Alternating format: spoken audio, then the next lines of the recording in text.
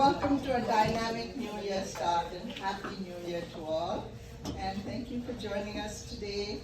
And I know it is an early morning wake-up call to have a group gathered here on a weekend morning just after the New Year. So we really especially appreciate what you do. But you are in for a very special treat and an unusual one. It is indeed a wake-up call as we step into the new year, and there's no better way than a morning coffee and Nirbhay Pratap's very reflective writing to awaken us to a new reality. My name is Kalpana Desai, for those new to Saatchi.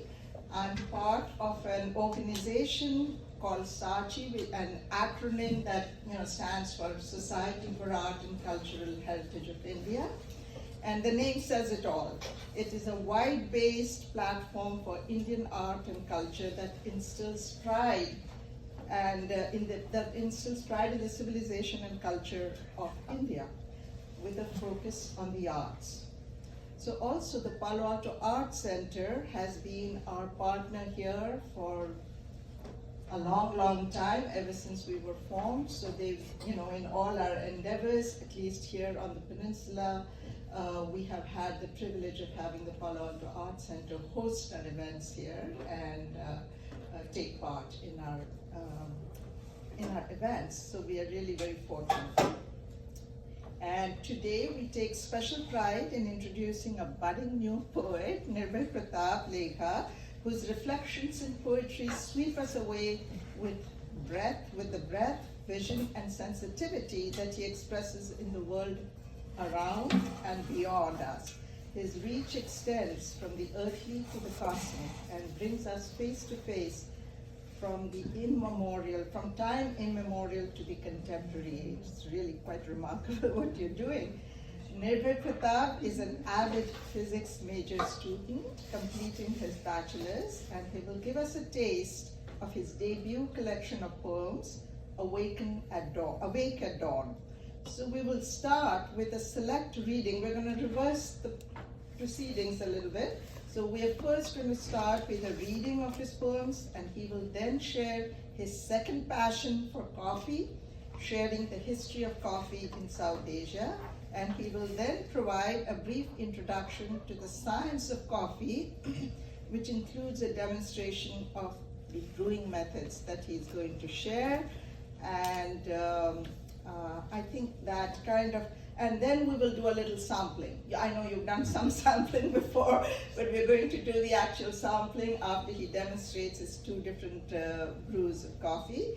And so I would like you all to welcome Nirbhay Pratap with a warm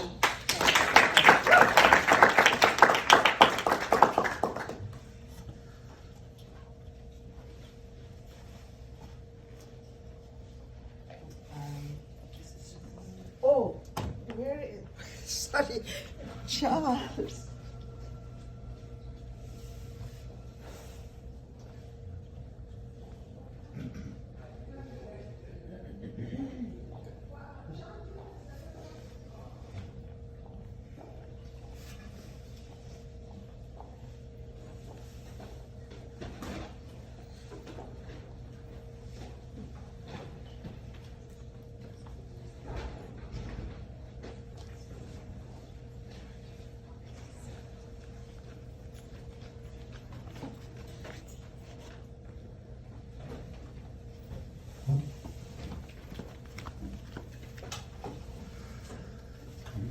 Oh, hi.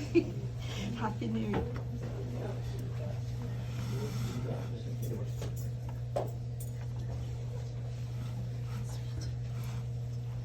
Thank you, Pratap, for your kind words. And thank you for giving me this opportunity to present on something I'm very passionate about. I'm going to start by reading some completely unrelated poems. One from my book, and two that will be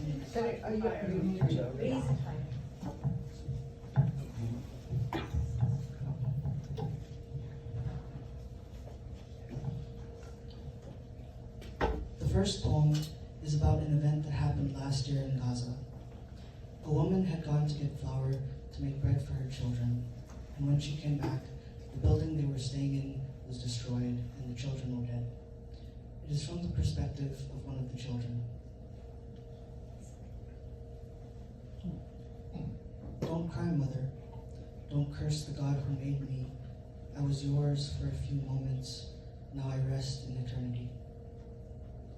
You left to bring me flour, to fill my stomach with more than prayers for bread.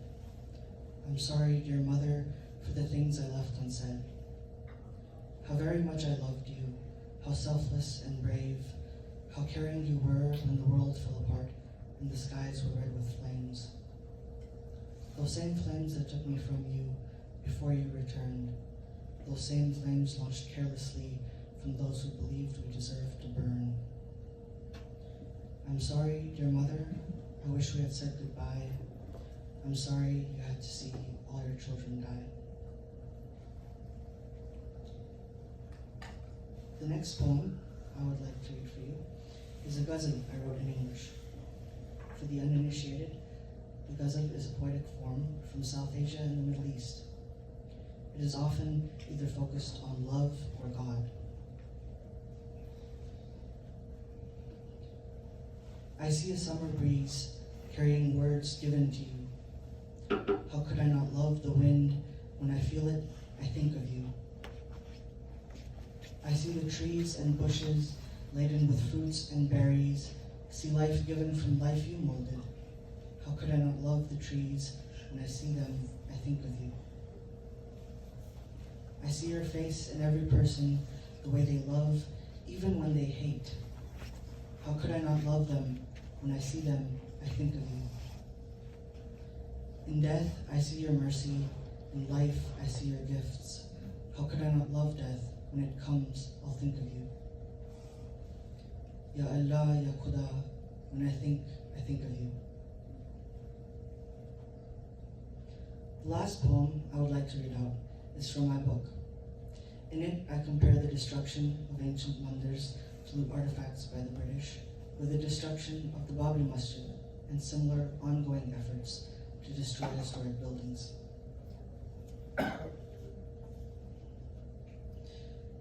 They preserved the savage idol in a cage made of glass, out of reach of worshippers, mocking them from its stance. They took his legs and cut his hands to make a square-shaped man. They displayed their culture's finest, men birthed from hammer and stone. They tore the pain away because ancient art should be done in white, not blue or gold. Slowly, they rewrote the books from which our children learned, till all that's left of Athens is ruins and Indian heritage contains British railroads. These are heroes, our saviors, whose burden is far too much for any man alone. These men, once white, have now been tanned a darker tone. They've kept up the destruction of history in the name of something old, broke down the ancient masjid for a mandir of which stories were once told. These, our colonizers, stole the Deva's hands and feet. These, our colonizers, changed the Indian heartbeat.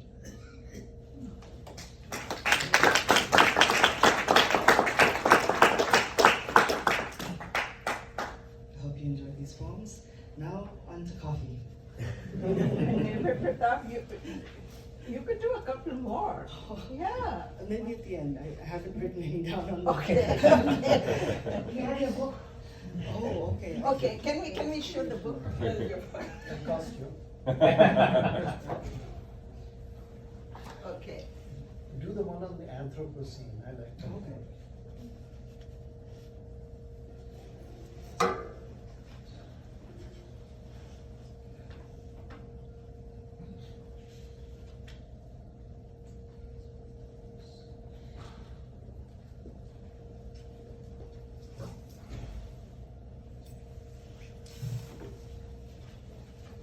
I haven't read this in quite a while, so I'm not sure how good I'll read it. We beat the earth into submission. We conquered every species, touched every inch. But this earth we've defeated is where we're trapped. There is no escape. And we can't fix this mess we've made. This was our will, and the will of all those before. Those who polluted, fully informed.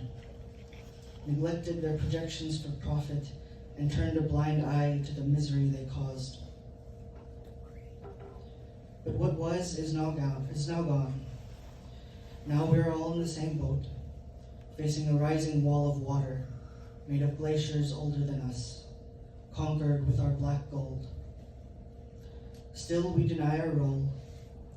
Countless species have gone extinct, and the seas no longer hold fish. But this was all nature, right?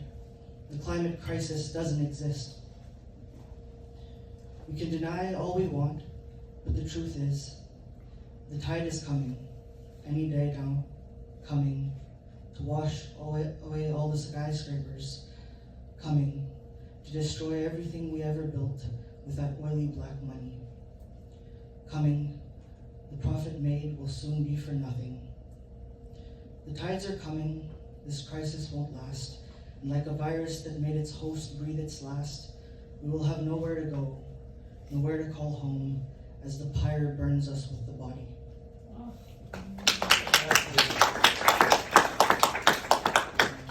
We're really especially proud of Nirbhay Pratap because he's part of the Sachi family. We've seen him grow up since the day he was born, Oh my God. and now he becomes a poet. And much more is yet to come. This is just the beginning, so we couldn't be more proud. Thank you so much. So this is, shall I keep it here? This is your copy? No. Oh, it is your copy? My copy.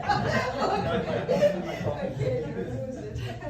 I think we're charging rent for that. So did say he cost him, right? Coffee comes from a shrub native to Central Africa. The subspecies used in specialty coffee, Coffea arabica, comes from Ethiopia and South Sudan. Here we can see a coffee shrub that is fully ripe. These red berries are called coffee cherries. There are many stories about the discovery of coffee. The most well-known is that of the Ethiopian goat herder Kaldi. He noticed that his flock would become energized and start prancing about after eating the fruit of some bushes on the banks of the Red Sea. From there, according to the legend, local monks began brewing the beverage to keep awake during their nightly prayers. This is often called the legend of the dancing goats. An older legend states that the angel Gabriel gave the Prophet Muhammad a beverage as black as the Kaaba, giving him enough strength to unseat 40 men from their saddles.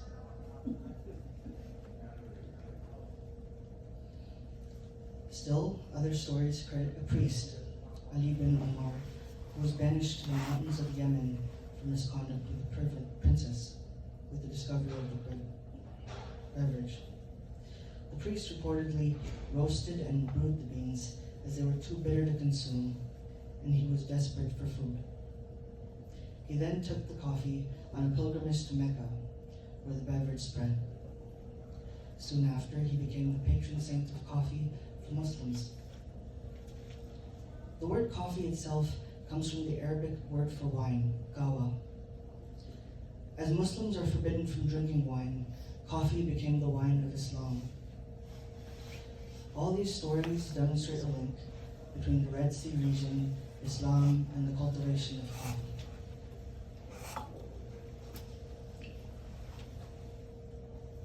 After the cultivation of coffee began, almost all coffee in the world came from Yemen and the port of Mocha.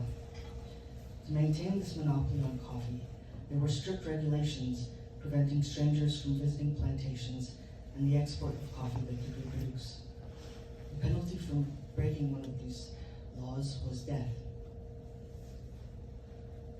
So here you can see in the top picture, that is a picture of the modern port of Mocha. And if you see that minaret, it's a fairly famous minaret, and it's the same one as the one in the bottom picture. That's the port of Mocha from the 19th century. And as you can see, it was a much more bustling port.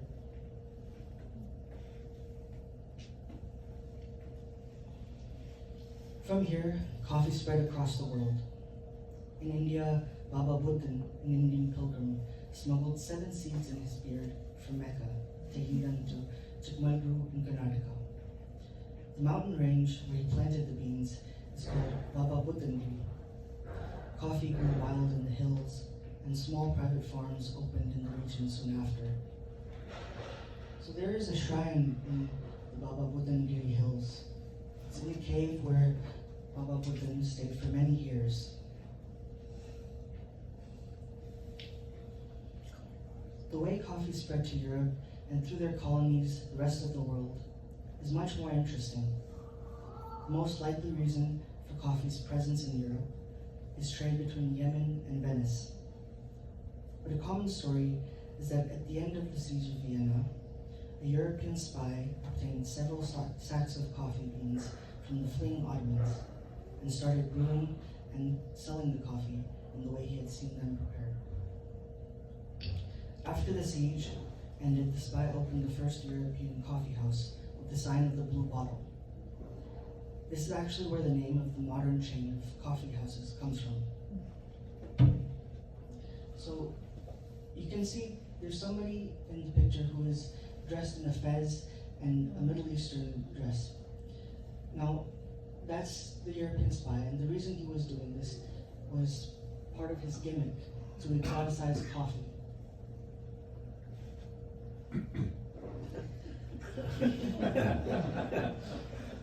It is also said that because of its association with Islam and the Middle East, many Christian priests petitioned the Pope to denounce what they called Satan's drink. In response, Pope Clement VIII said, "This Satan's drink is so delicious, it would be a pity to let the infidels have exclusive use of it." The Pope then baptized the coffee. The story may not be real, but it is a good allegory for the opposition to coffee in Europe. In France, wine merchants and physicians distributed a thesis claiming coffee induced palsies, impotence, and leanness. Eventually, however, coffee spread throughout Europe, fueling the Enlightenment and French Revolution. Another interesting story is that the King of Prussia, Frederick the Great, set up a coffee blockade. Now, this was to promote beer as the national beverage. And a result of this was, in their desperation, the Prussian people began roasting oats, nuts, and eventually landed on chicory, which is a common additive in the time of struggle and strife, especially during the World Wars.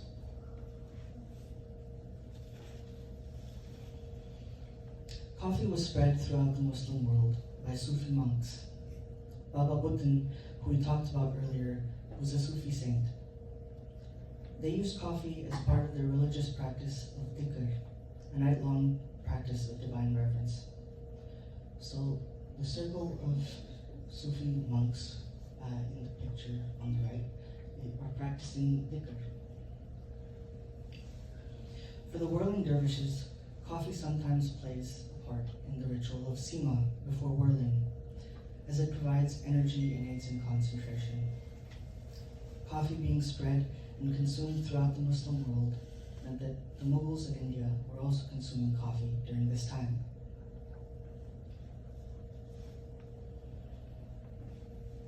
Coffee has been actively consumed in India since the time of Jahangir. However, a good portion of the coffee consumed was brought by Arab and Turkish traders rather than grown in the subcontinent.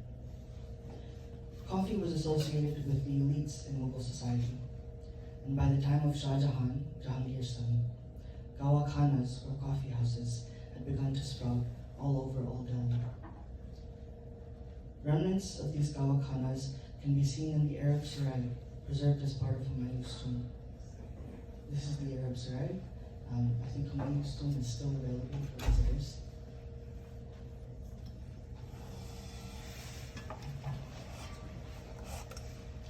While no paintings depicting the inside of one of these Gawa Khanas has been found, we have here a painting of Jahangir consuming what is likely a cup of coffee.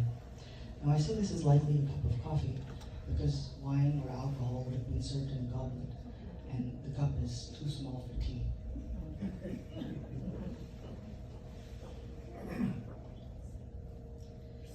And here we have a painting of the coffee stall at an imperial festival. In the left, you can see two scholars arguing over some written document. And next to them, there's a group of gentlemen who have gathered together and are drinking coffee together. This demonstrates the social nature of the Gawakanas.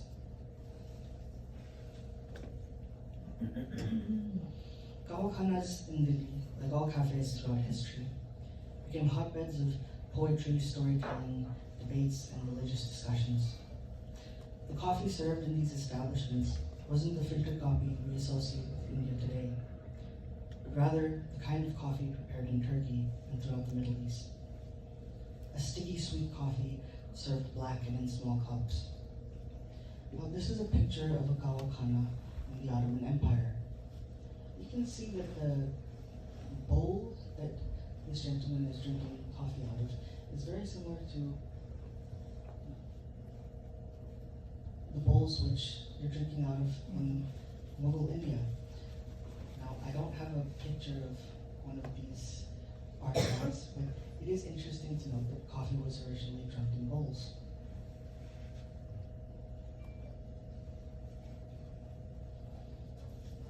Most of the coffee that was grown in India before the British was grown in Mysore, but wild coffee had spread to the surrounding states through the Western Ghats. The coffee was mostly a forest product, as it grew where rice could not, and most of what was grown outside of the mountains was grown in small plots of land by farmers, mostly for their own consumption. This coffee, and the coffee varietals grown today, can trace their lineage back to the 7 seeds brought by Baba Buddha from Mecca. So coffee was naturally a forest product. In Ethiopia, it grew in the forests, and here we can see the coffee in its wild habitat. During the time of Tipu Sultan, coffee became an export of the state, and a tax harat was collected. Until 1840, coffee was grown in backyards and spare land. Cultivation really started with the British and Dutch. In 1823, Perry and Company acquired rights from the Maharaja to collect coffee beans from the forest. At this time, almost all coffee in India was exported, and to this day, 70% of coffee in India is exported. So the reason why it was easy for Perry and Company to acquire rights was because this was after the Fourth Anglo-Mysore War, and Tipu Sultan was dead. That's also the reason why I said Maharaja was this time governed by the Wodeyars. By 1890, coffee had become a cash crop. There were a total of 28,000 planters. 662 of them, owning 1/3 of the total land, were foreigners. In Malabar, the Dutch established plantations as early as 1717. However, these plantations were at a much smaller scale than those in Mysore. So this plantation that is pictured here is a plantation in Chikmagalur, which is one of the main regions we've been focusing on. It's one of the main coffee producing regions in India, the other big one being Coorg. And this is one of the oldest plantations in India. At this time, coffee consumption was mostly limited to upper class citizens, for whom coffee was a symbol of colonial modernity.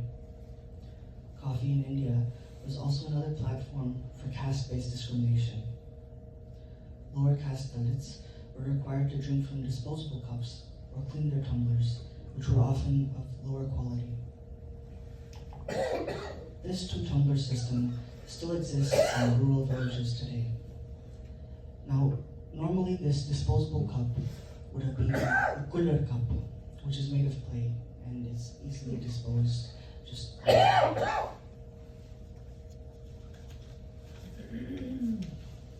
As a result of the forested and mountainous conditions, the planters had difficulties finding low-wage laborers and paid high wages compared to those in the plains. To maintain power over the labor force, planters across India created a system of debt bondage. Due to the scarce nature of labor for plantations, laborers were able to demand an advance in addition to their wages, allowing them to pay off part of their debts. However, upon failure to fulfill their contract, workers would have to pay the advance with interest. The advance system, as well as high salaries, allowed workers to advance socially and buy lands of their own. That's part of the reason why India has a very large amount of small planters. So in this picture, we have a group of women who are eating lunch together and taking a break. Now, women are traditionally the pickers for coffee in India and around the world. And in India, they also pick tea.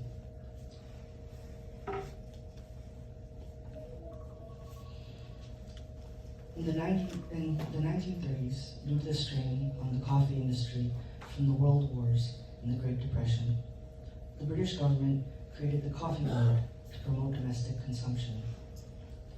The board initiated an intense marketing campaign, offering free coffee from demonstration vans and sending teams of demonstrators to show the process of brewing coffee in crowded thoroughfares. This can be compared with the distribution of free piece packets of tea in North India by the Tea Association. Coffee powder and liquor were sold at reduced prices. Advertisements were placed across print, cinemas, and outdoor gathering places. And the board set up coffee houses. So on the far left, the advertisement depicting a woman is an appeal to housewives, and it would have been displayed in print. Above that, this advertisement is notable because it is an attempt to link coffee with being Indian. The Tea Association was much more successful in this attempt, and to this day, tea is seen as a Swadeshi or domestic product, while coffee is seen as a foreign product. Coffee has a much longer history in India than tea.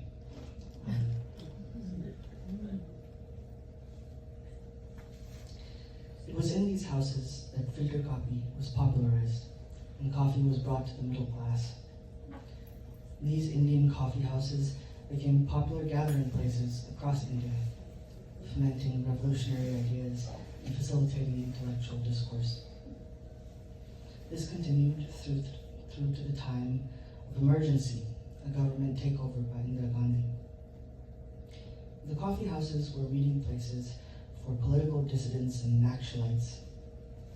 One of the many dissident movements, the coffee house movement, was centered around the Indian coffee house chain.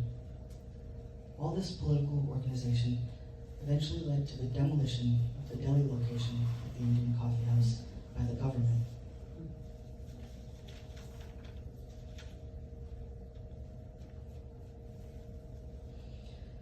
The Indian coffee house is well known for having a standard uniform, as shown here.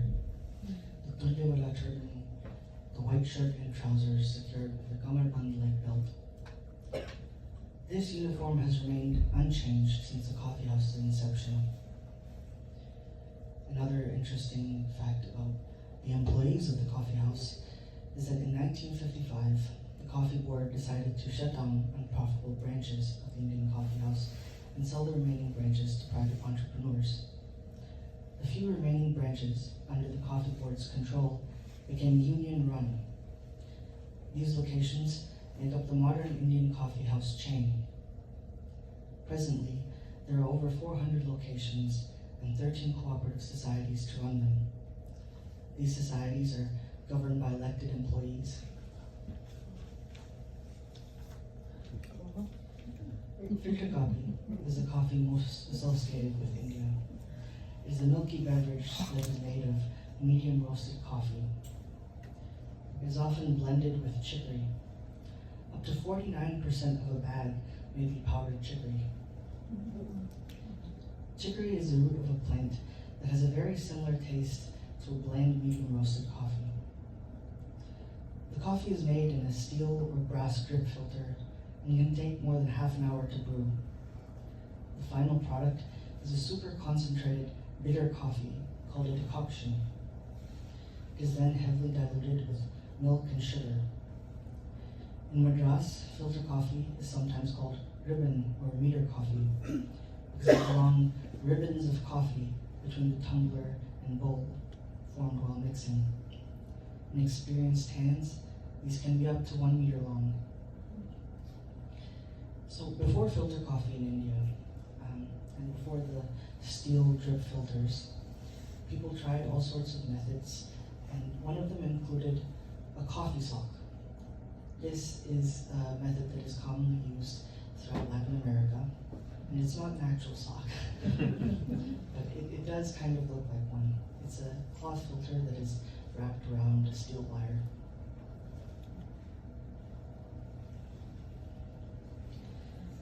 Coffee in India was still generally consumed in cafes.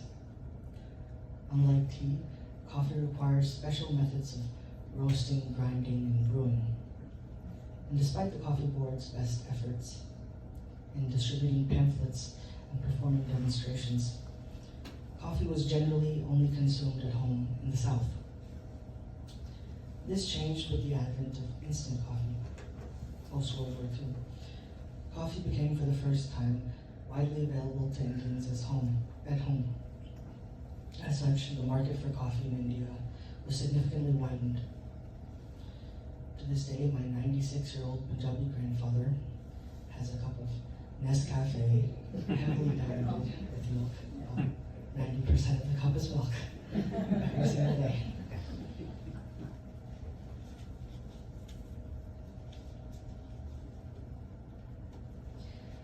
Indian urban centers have always had a contingent of young professionals who have been heavily influenced by the West. With the advent of the internet, this mingling of cultures, especially in large cities, reached new heights, and with it came the espresso and Western cafes. In 1996, Cafe Coffee Day was founded and quickly spread throughout India. Starbucks followed in 2012, and finally, at the present day, India is experiencing a boom in specialty coffee with independent Indian roasters like Blue Tokai. So an interesting thing about Cafe Coffee Day is that it's vertically integrated. This means that the chain owns everything from the plantations to the processing facilities and, of course, the grinding and brewing facilities as well.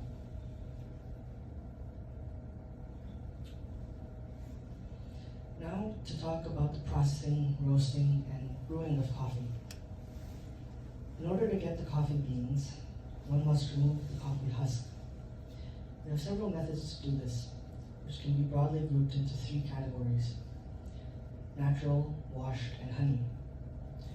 There are also the less commonly used techniques of animal processing and decaf Swiss water processing. So over here I've pictured the cycle of coffee. Originally, coffee is this white flower, which I'll show a picture of later, and this flower turns into the coffee cherry. So this cherry, which we talked about earlier, is in places which are traditionally growing coffee, used as a tea after the processing is finished. It's a very sweet tea, as you'd expect. In natural processing, the producers dry the cherries in the sun, rotating them with a rake over 3 to 6 weeks, allowing them to ferment. Once dry, the machine will separate the hull from the beans. This is my favorite type of processing technique because of the diversity in flavor that is possible. The coffee is generally sweeter, juicy, and sometimes a bit winey. I've had coffees that taste like watermelon candy or pineapple because of the fermentation.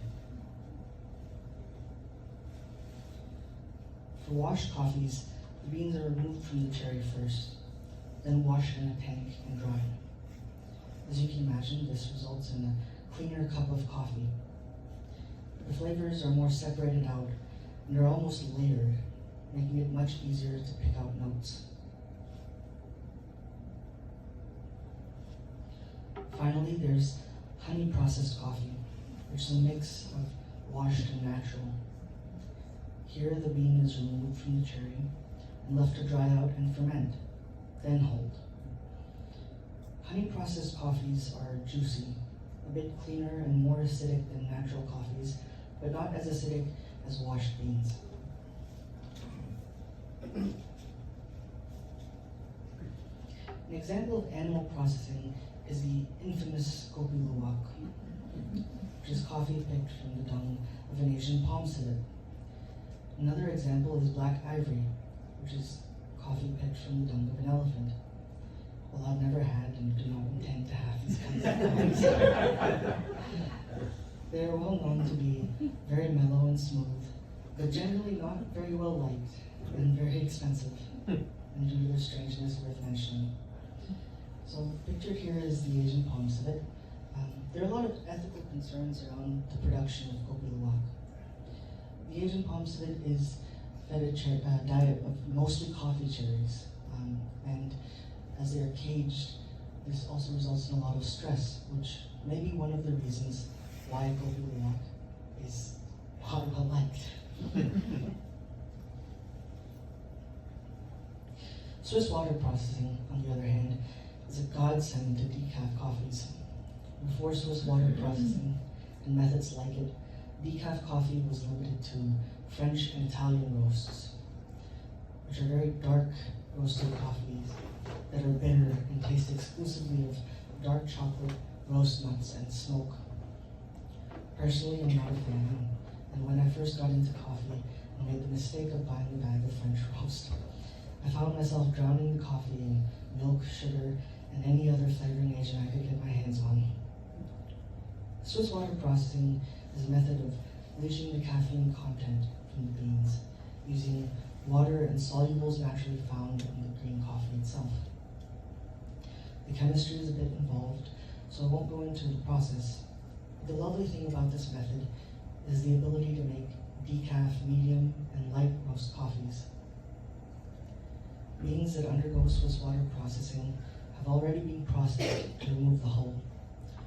But it being a novel method of processing and its wide adoption by roasters made it worth mentioning. Coffee roasting can be broken down into 3 levels: light, medium, and dark. The process of roasting is very complex and still a new field, so I'll only focus on the product.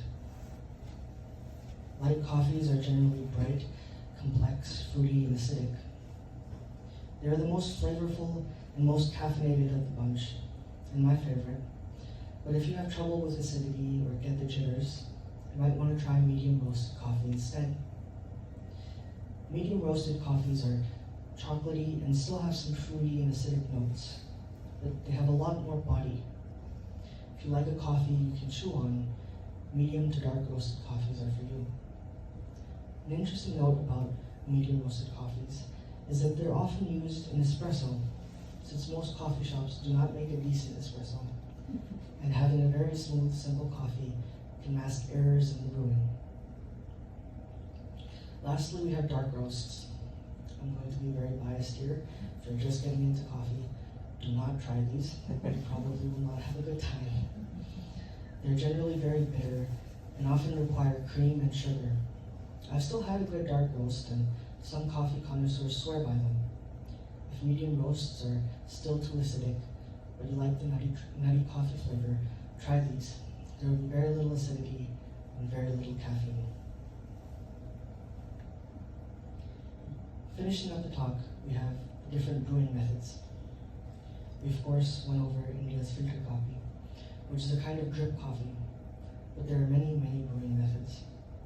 These can generally be broken into decoction, drip, immersion, and pressure.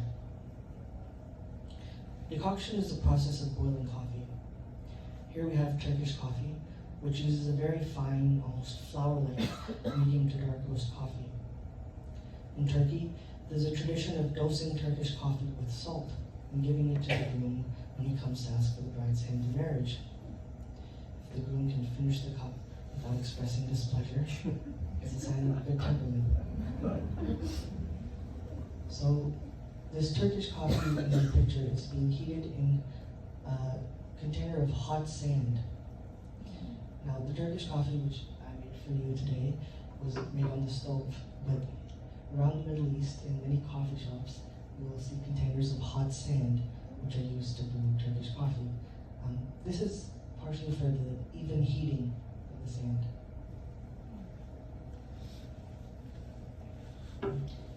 Drip coffee is a method where water is poured over coffee and coffee drips into a receptacle.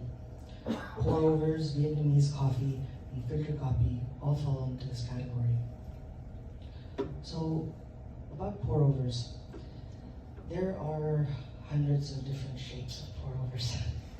And there are many, many different brewing methods, like osmotic flow or the 5-to-4 method. I'm going with a much more standard method during our demonstration. But the reason for all of this is extraction. The fluid dynamics of the pour-over are different for each method and different for each shape. So there are different extraction rates, and there are many different kinds of coffee you can get from a pour-over. Immersion coffee is the process of immersing coffee grounds in water and then straining them out. This includes the French press and siphon or vacuum brewer. Siphon coffee is now uncommon in the United States, and there are only 2 cafes that I know of in San Francisco that use this method. But I've brought a siphon for you here today. It's a very beautiful and showy machine, and I'll have a video of me making siphon coffee at the end.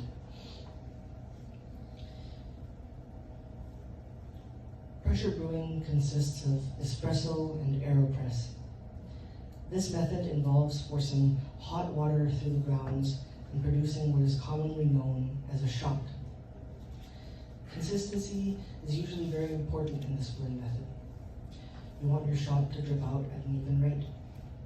A mark of a well-brewed espresso is a thick crema, which is the foamy layer on top of the shot. So that's the talking of coffee in South Asia. I'll now begin a demonstration.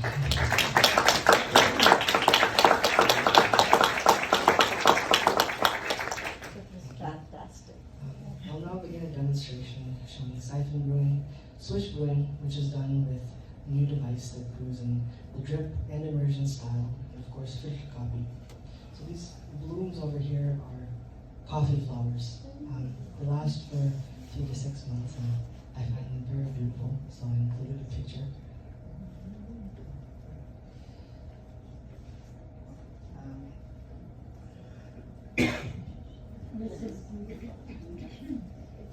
Is there a season for the coffee? So that's different in different parts of the world. Yeah. Terroir is very important in coffee, and different regions will have generally different tasting of coffees. It's a bit like wine in that respect. In Latin America, I think they pick it between March, I think around March. I'm not sure at all. Like I said, it's different across the world. Sorry, I forgot to ask you questions. This is my first time doing it, so.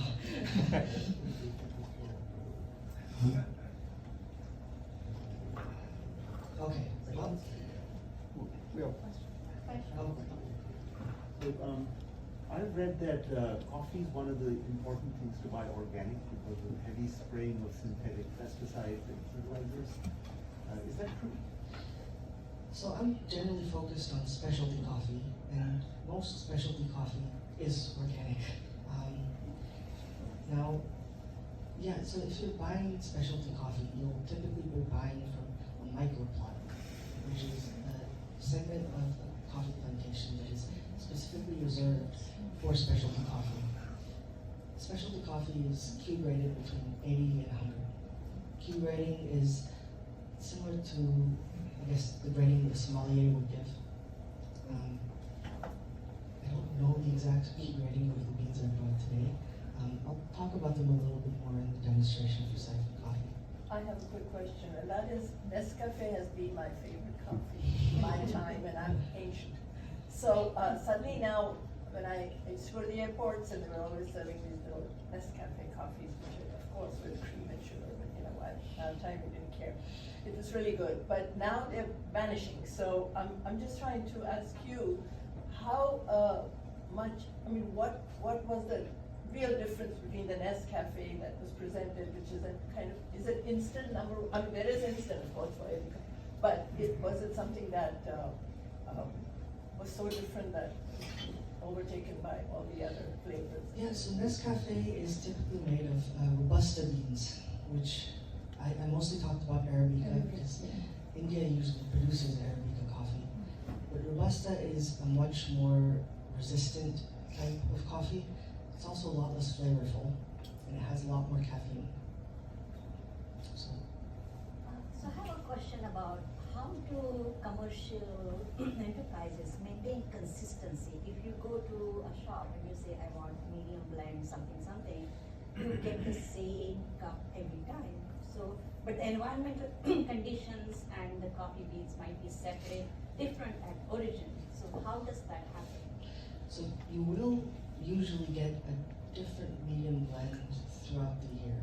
And that's because coffee is harvested at different times throughout the year. I guess another reason why you might be able to get the same exact coffee across big chains is that a lot of these coffees are blended and so there are 3 waves in coffee. There's the first wave, which was just coffee. Everything was mixed together, everything was roasted together, and then it was ground and sold that way. And then there was the second wave of coffee, which is coffee was picked from a particular region. Like all the coffee from Ethiopia would be mixed together and then sold. And now in the third wave of coffee, we have coffee coming from particular plantations and particular processing facilities and particular roasters. So a lot of the coffee that you get in big chains is coffee that is from like the second wave of coffee, and they have a lot more of it as a result. In smaller cafes, in third wave cafes, you will get different cups of coffee, I think month to month. Do people experiment and create new beans of coffee? I was in Bangalore and they had this coffee called Araku. I don't know if you've ever tasted that. He claimed that he had created that just a few years ago and then he introduced it in a bar in Paris. And then they brought it back to Bangalore and he claimed that it was Q95 or something like that. Oh wow, Yeah, right, so, that's really, yeah. that's amazing coffee then. So, yeah, people make new coffees all the time. In India, there were a lot of issues with bugs and coffee rust. So they created a varietal called Kent's coffee. And that is where most of the coffee varietals from India come from. It's that one specific varietal. Now there's a very common varietal called Section 795, and that is derived from Kent's coffee. It's also very resistant. Yeah, so different coffee varietals, everyone's experimenting all the time. So one comment and one question. Comment is, thank you. We love coffee, but clearly realize we know the history of this, so this is awesome. Thank you for sharing it. And second is a question that will put you on the spot. Last day on Earth, you gotta pick one coffee shop. It's coming soon. You come to our house and you. So, Viveka household. so there are two Everyone is roasters welcome, by the which way. I really like. Drink Coffee Do Stuff and Black and White Coffee. So I recently acquired a bag of, recently as in today, acquired a bag of Drink Coffee Do Stuff's coffee, which was Q rated at a 94. So last day on Earth, I'm drinking that. But coffee can't be kept for very long. It has to be done right. That's actually, so there's something called resting coffee. Now for medium roasted coffees, you usually want to rest them for maybe 3-4 days. But for a light roast, you might want to rest it for over 2 weeks. And that's just letting it sit before you grind it or anything like that. And so coffee isn't necessarily better fresh, but a medium or dark roasted coffee, you really want to consume those very quickly. Is it better to freeze the Yes, beans? yes, that keeps them for longer. You probably want to rest them before you freeze them, but that does prevent them from losing a lot of flavor. So there's 3 different kinds of coffee here, brewing methods for people to try. Do you want to show us this? Oh, maybe we can ask questions. No, yeah, go ahead. In Argentina, there's something called mate. Are you familiar with Yes. it? Can you Yes, just very talk a much. little bit about it? So mate is well, it's not really like coffee, but it is very caffeinated. It's you usually put a lot of tea into a small bowl. I think it's called a taza, and it's basically filled with tea leaves, and you add a little bit of water, and then you drink that. So that's mate. Yeah, it's usually shared communally. So you would sit down with a whole bunch of people, and you take your bowl and you drink a little bit, add some more water, and then pass it to the next person. There's an interesting story about mate in People Argentina. drink coffee many different ways.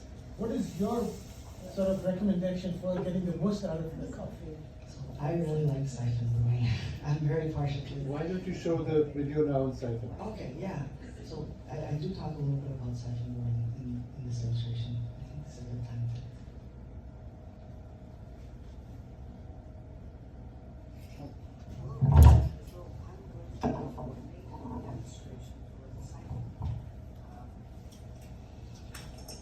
This is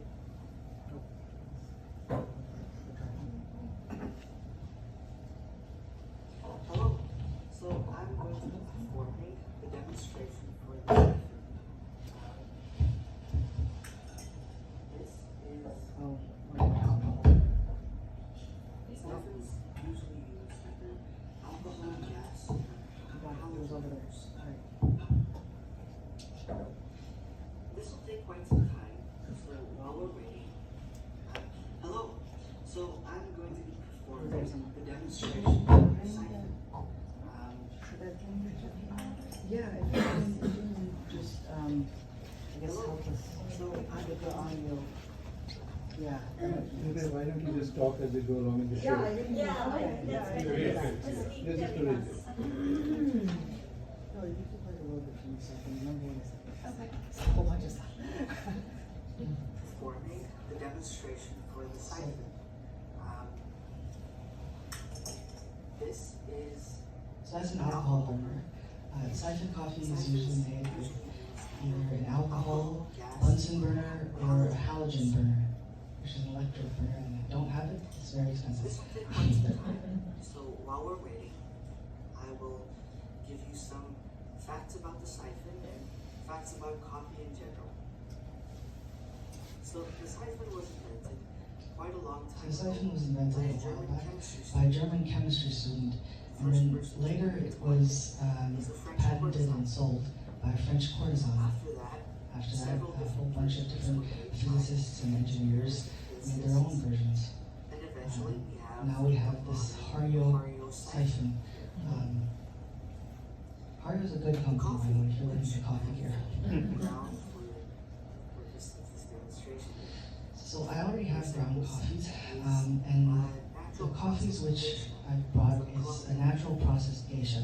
Geisha is a varietal that comes from the Ethiopian geisha forests, and it's a very prized varietal. I didn't have coffee or geisha coffee for at least about a year after I started drinking coffee. It's really quite a treat. So I have to enjoy it. So it's a very sweet and complex coffee, and this is a light roasted and natural processed geisha. I'm partial to both of those. Interesting. Well, we were trying to Now, raise the voice. talk about the filter over here. This is a paper filter. There are 3 main kinds of filters which we use in coffee. There's the metal filter, Actually, take away the voice completely and you can just tell us. Should he just talk? This was my second recording, so I was kind of in the zone for this. And now I don't remember what I said. I didn't have the script either, so. Okay, just talk, that's good. Okay, no, no, keep the volume on for me. Keep the volume low. Yeah, low, now keep the volume low, I think. Okay, so I'll talk about the filters. So I use a paper filter for my siphons and for my switch, which is over in that corner. So paper filters result in a much cleaner cup of coffee. Cloth filters usually have, I mean, they're good, I like them, but they usually result in a dull cup of coffee, as in a very muted cup of coffee in terms of the notes, but a lot more body. Now, a metal filter will be very gritty, and I don't like that. So, like grits in your coffee, I guess. Metal filters on the other hand mesh filters result in cups of coffee that are very gritty. Slowly, I settled on the paper filter. That's what we have today.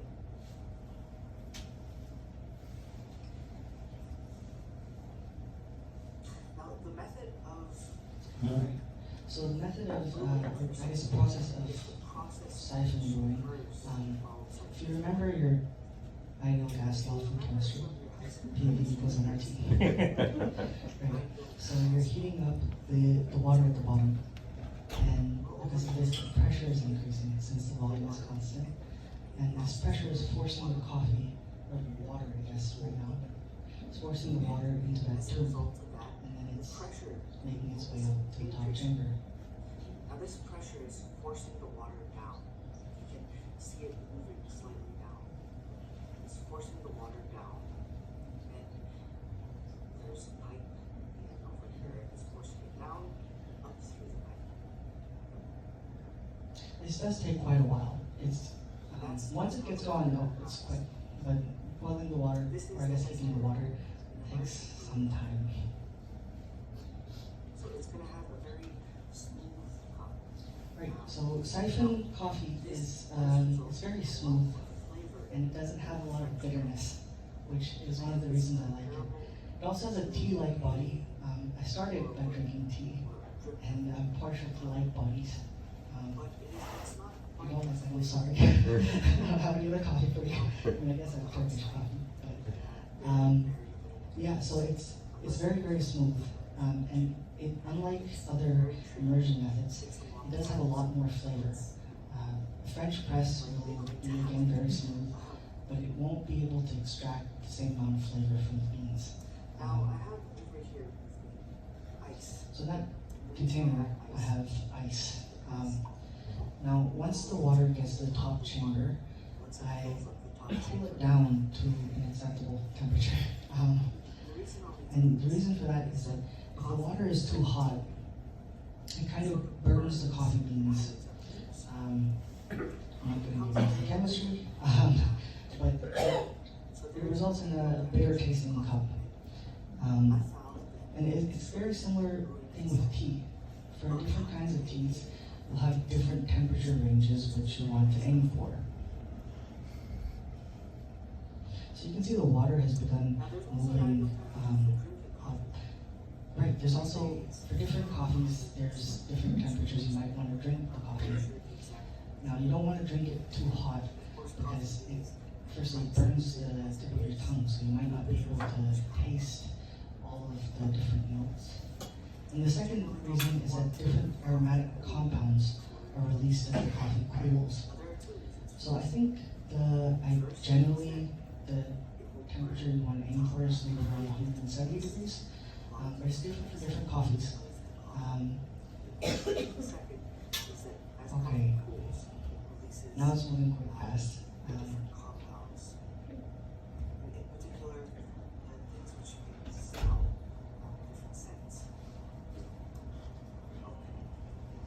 Now the water is in the top chamber. Stay there.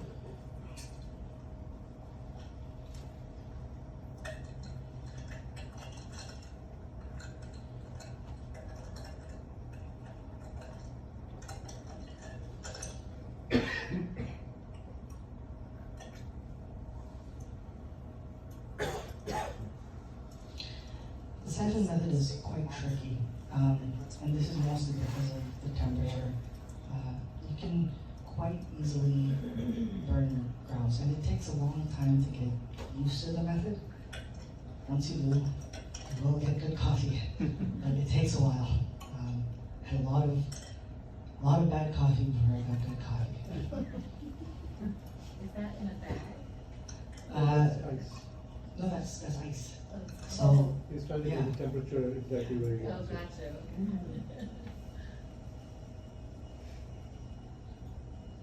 What is the ideal temperature? So for siphons, I've gotten very good results with 187, 188. And that's a lot cooler than I would use for something like a pour over. Now so the person who invented the 5-4 method, he is a brewing champion. He's very well known, I don't remember his name. But he, in his switch method, starts by using water at around 195 degrees. And that's for the pour over section of the switch. And then he switches, or he lets the water rest and cool down to a much cooler temperature, around 187, 188 degrees for the immersion part of the switch. I'll keep quiet. Right, so this is the blooming phase of the coffee. This is when it releases a lot of different gases that are built up during roasting, in particular carbon dioxide. And you'll see a lot of that, like a lot of bubbling, happen once the coffee moves into the lower chamber.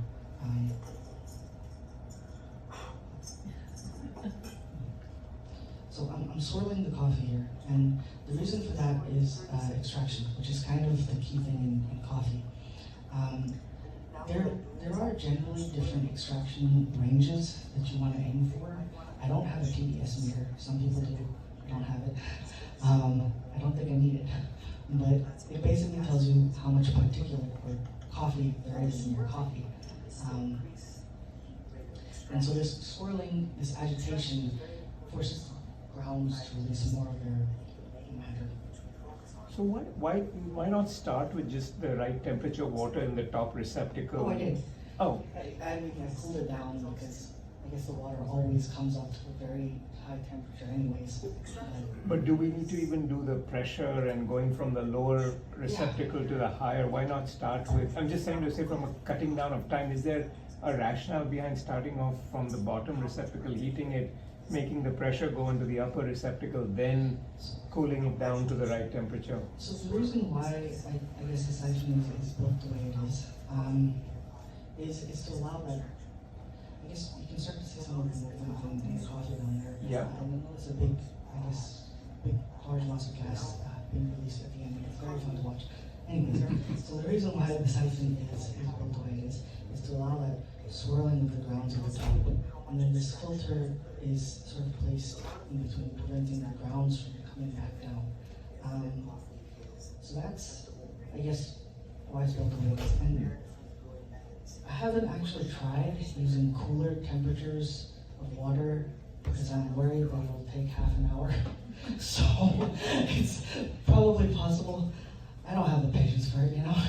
So I haven't done that. Okay, you can see a dome. Oh, there it is. Yeah, it's very dramatic and show that. So this dome that is formed is because of the swirling of the coffee grounds. Yeah, it's a word of art. It's very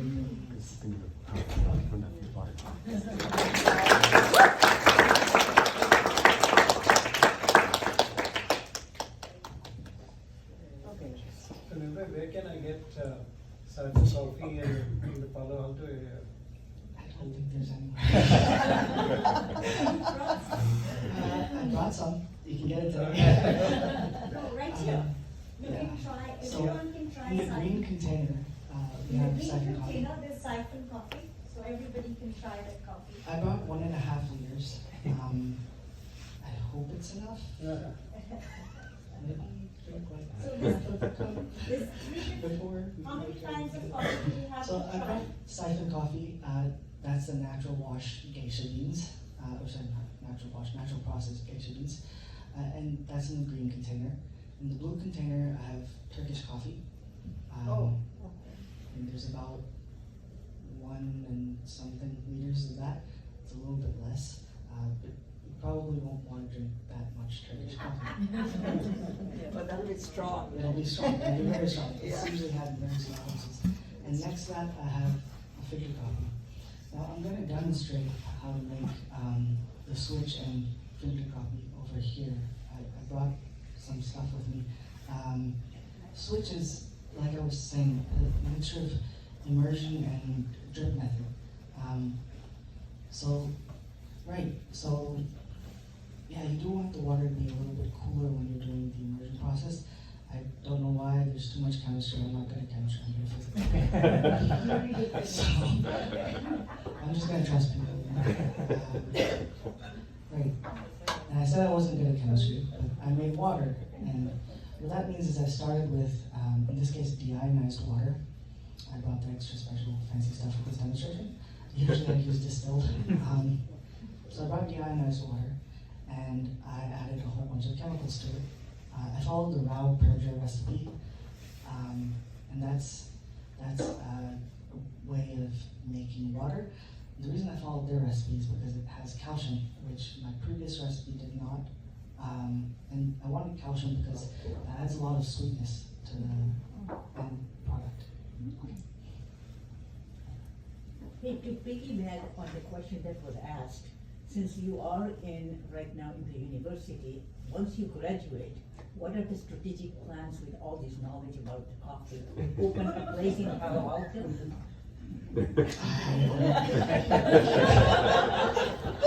It might be a chain that's going out.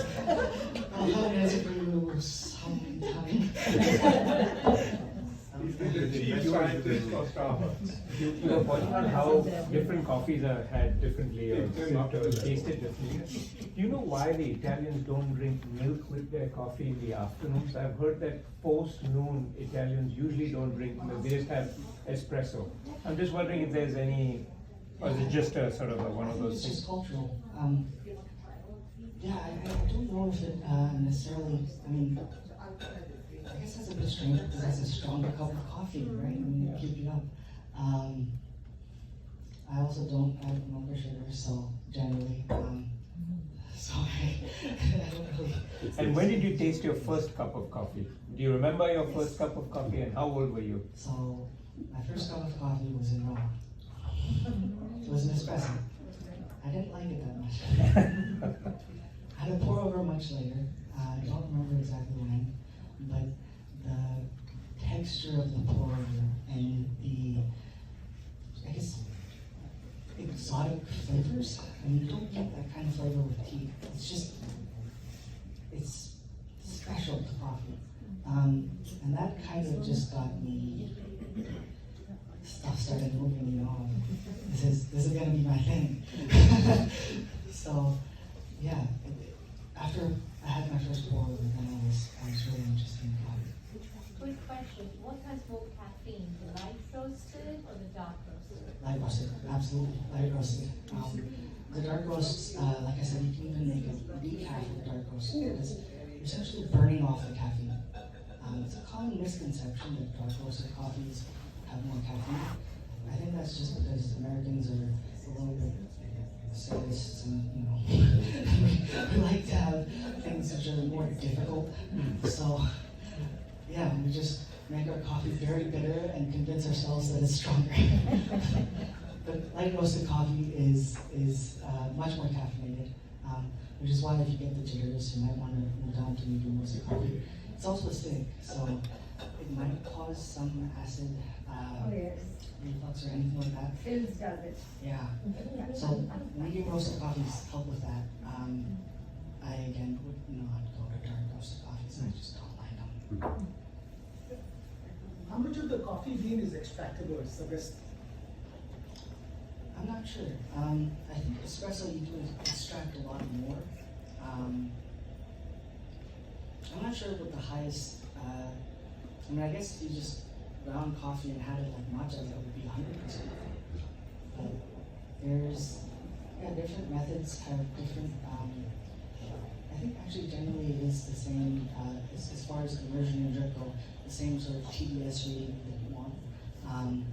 But yeah, there's extract in different ways, which is what's interesting. Do you still drink chai or tea? Yes. I love my tea as well. I'm not gonna do lecture on tea, but yeah, I'm very into tea as well. Okay, I'm gonna get started on the switch.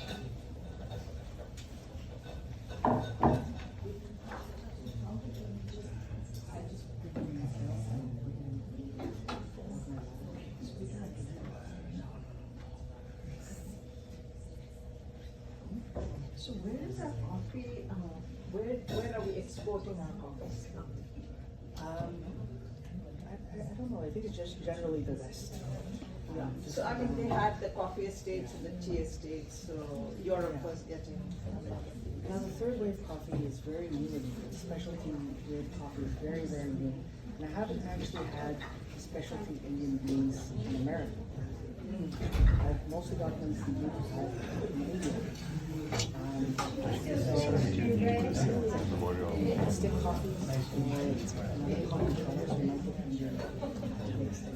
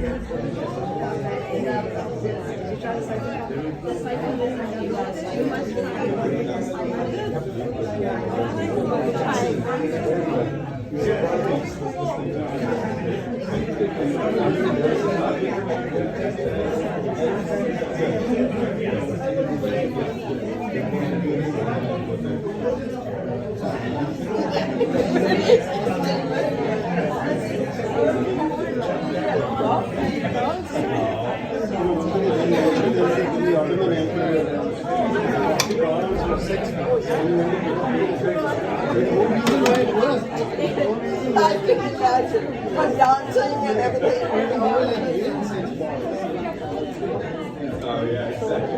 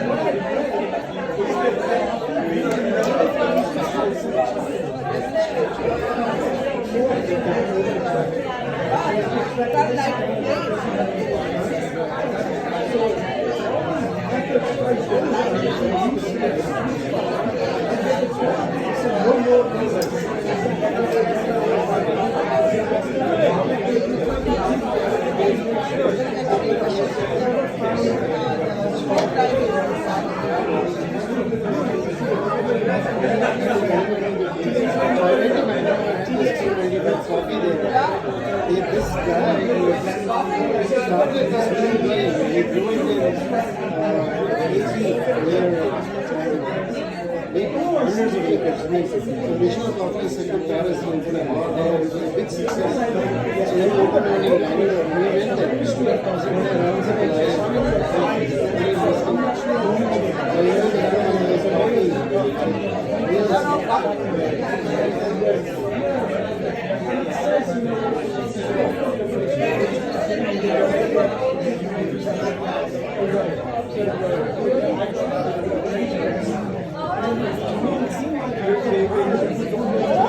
here we have So novel and such something. It's part of our, Shivi's son. And so coffee is rice and white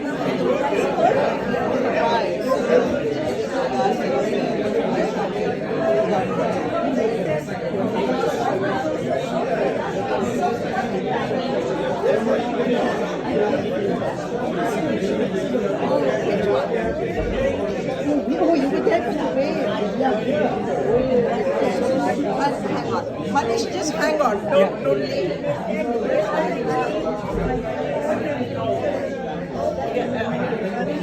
Sorry, I didn't know you were in the country. I can't. Sending these cards out. I didn't know that.